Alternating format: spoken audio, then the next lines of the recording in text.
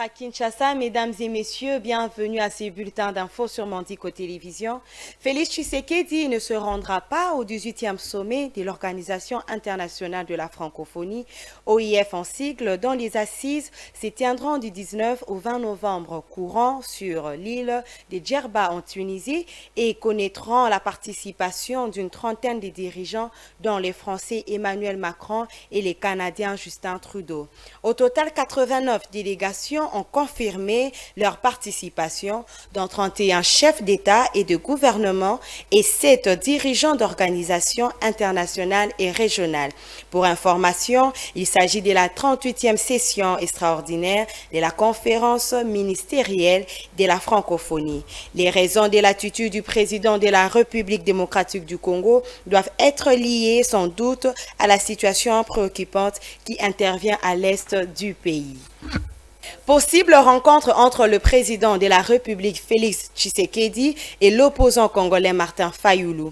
La confirmation de cette rencontre a été livrée à la presse par les présidents du Conseil national suivi des accords. La CNSA, Joseph Olengankoy, au sortir de l'audience lui accordée par ces derniers. Reportage Martin Kayembe.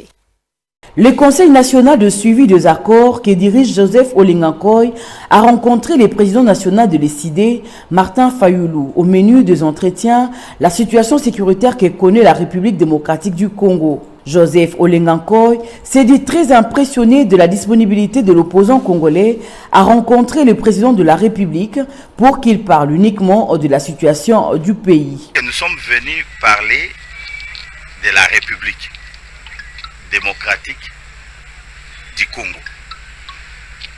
Vous connaissez ce qui se passe aujourd'hui dans notre pays. Nous sommes aujourd'hui un peuple humilié, continuellement humilié.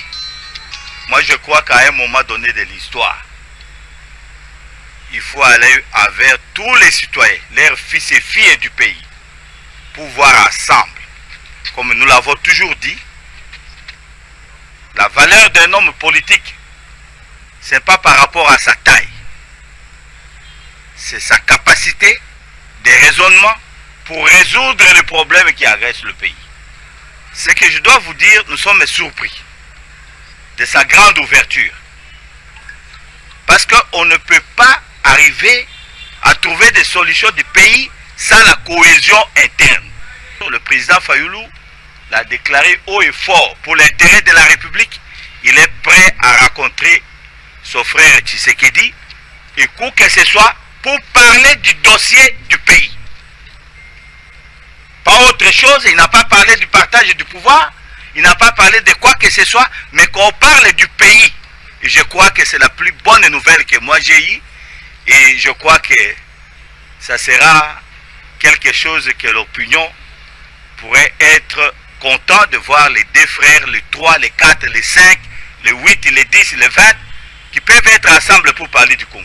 La démarche du président du CNSA rentre dans le cadre de la mission de son institution. Ils ont choisi la rue pour dire non à l'agression de la République démocratique du Congo par les Rwandais, cadres et militaires du parti politique Nouvel Élan Adolphe Muzito, étaient unis comme un seul homme ce jeudi 17 novembre à travers une marche de soutien FARDC. Les messages étaient clairs, non aux négociations et aux relations diplomatiques entre la RDC et ses 2 voisins, à savoir les Rwandais et l'Ouganda. Reportage de Viningali et Vité Panzou. Bien, l'objectif, comme vous le savez, le 30 octobre dernier, l'initiateur de notre parti politique, le camarade Adolphe Muzito, avait publié ses 10 recommandations pour gagner la guerre d'agression contre le Rwanda et l'Ouganda. Et au point 9 de ces recommandations, il avait demandé aux Congolais de se mobiliser pour marquer notre solidarité, premièrement aux populations de l'Est de la République démocratique du Congo qui subissent une guerre injuste, une guerre d'agression injuste de ces 2 pays, l'Ouganda et le Rwanda, mais également montrer notre soutien aux FARDC qui sont au front depuis plusieurs décennies. Ces 2 pays précités ont décidé de nous imposer une guerre injuste simplement parce qu'ils visent nos richesses dans la partie est de notre pays, mais également ils pensent chaque fois violer l'intégrité de notre territoire. Voilà pourquoi nous avions estimé qu'il en était de trop. Il fallait aujourd'hui s'élever pour que nous puissions montrer aux yeux du monde et au niveau de la communauté nationale que le peuple congolais, puisque nous sommes aujourd'hui très vigilants et déterminés, nous disons, au-delà de ces deux objectifs principaux précités, nous disons qu'il faut notamment chasser et rompre les relations diplomatiques avec ces pays où les institutions hypocrites. C'était dans les cadres et militants du parti politique du Nouvel Élan. À notre chapeau, ça chauffe à la 10e rue Limitée, Petit Boulevard, plus précisément devant la permanence du parti présidentiel IDPS. Motif évoqué, les mécontentements des militants du parti après la nomination des mandataires dans les entreprises de l'État. Il est reproché au secrétaire général Augustin Kabouya des propositions fantaisistes parmi les candidats du parti. Les détails dans ces reportages de Martin Kayembe. Kabouya dégage, Kabouya dégage, Kabouya dégage. L'Union pour la démocratie et le progrès social UDPS, son sigle, passe de moments de turbulence depuis la sortie médiatique du président de la Convention démocratique de parti, CDP en sigle, une structure spécialisée de l'UDPS que dirige Victor Kwakwenda. C'est au cours d'un meeting réunissant les délégués de 4 fédérations de Kinshasa que le président de la CDP a annoncé la destitution de l'actuel secrétaire général à qui il reproche un dysfonctionnement complet. Comme cela ne suffisait pas, 48 heures après la nomination de nouveaux mandataires, c'est les militants de ce parti qui réclament son départ. C'est trop! Kabouya doit partir. Nous avons déposé la liste de nos candidats mandataires. Personne n'a été nommé par le chef de l'État. Kabouya dégage. Il faut qu'il Il doit partir, il doit laisser le parti, l'UDPS. Et vous voyez comment on nous tire dessus.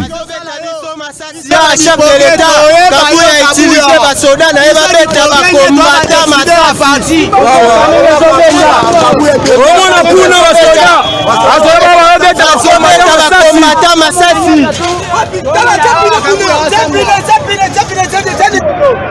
Tout ceci se passe pendant que le président de la République, Félix Tshisekedi, est plongé dans le dossier de guerre d'agression de la part du Rwanda avec la complicité avérée de la communauté internationale.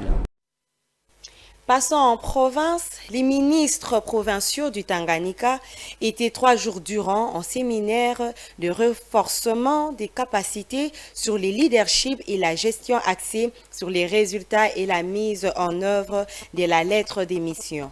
Ces séminaires étaient organisés par le Secrétariat national de renforcement des capacités, SENAREC, branche du ministère du Plan. Suivez les ministres provinciaux des infrastructures et aménagement du territoire, John Seya Kalunga, qui donne ici l'objet de ces séminaires. Ce séminaire a été d'un grand apport dans l'amélioration de notre gouvernance. Nous avons appris comment nous devons devenir des leaders transformationnels pour pouvoir appliquer le programme d'action du gouvernement provincial dans le cadre de la programmation, des stratégies, suivi et évaluation. Donc c'était très important et très capital pour nous. Ça nous a renforcé en capacité et nous sommes aujourd'hui en mesure de pouvoir élaborer et suivre nos lettres de mission pour conformer l'action gouvernementale au plan stratégique et ainsi qu'à la vision nationale. Le message, c'est d'abord le remerciement, c'est de gratitude à l'égard du gouvernement central, le gouvernement qui ne cesse de ménager aucun effort pour pouvoir nous mettre à niveau afin d'être à la hauteur des tâches qui nous sont attendues et répondre positivement aux attentes de la population. C'est la fin de ce bulletin. Mesdames et messieurs, nous vous disons bonne suite des programmes sur Mandico Télévision.